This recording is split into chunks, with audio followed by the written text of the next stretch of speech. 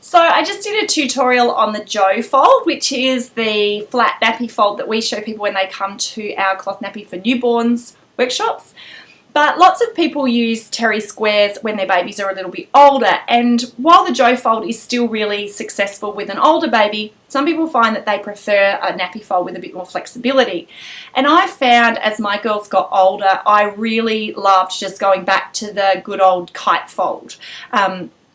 You can find dozens of folds online that you can try, but the kite fold is really just a great basic starting point. So I'm just going to show you quickly how you can fold a kite fold with terry flat.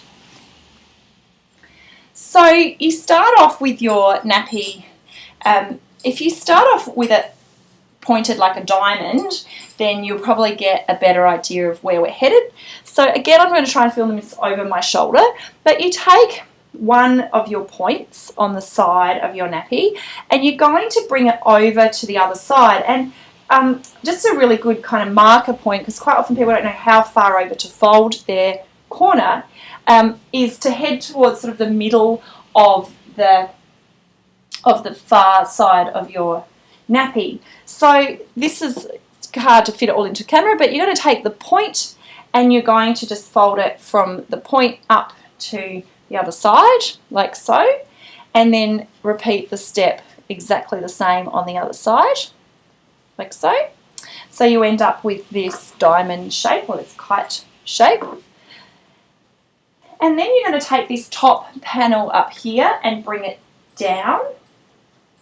And you can bring this down to be quite low, or you can just fold it on the natural fold line at the top there.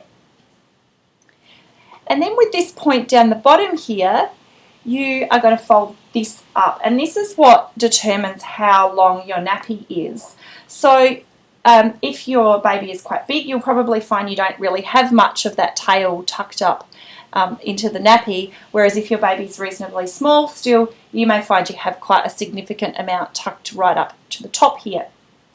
If you have a boy, you can always tuck your point over itself like so, so you've got extra absorbency up the top where you need it.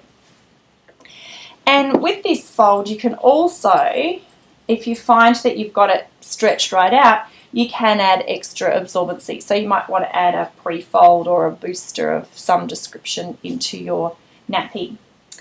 So when do you go to pop your nappy on? Rather than just putting the middle up through like so, which you'll end up with this kind of gapy poo funnel leg, what I do, there's no modesty with this baby, is I simply just tuck the sides up, and I used to just tuck it up under the girls' bottoms a little bit, or under their leg. The front bit here I tended to find I still had fanned out quite a long way, so it was really just this middle section here that I was bringing in and making nice and snug and tight, and I would then just pull that up and fan that top section out around their tummies. So this was still quite wide at the top, but it was nice and narrow and tucked in between their legs.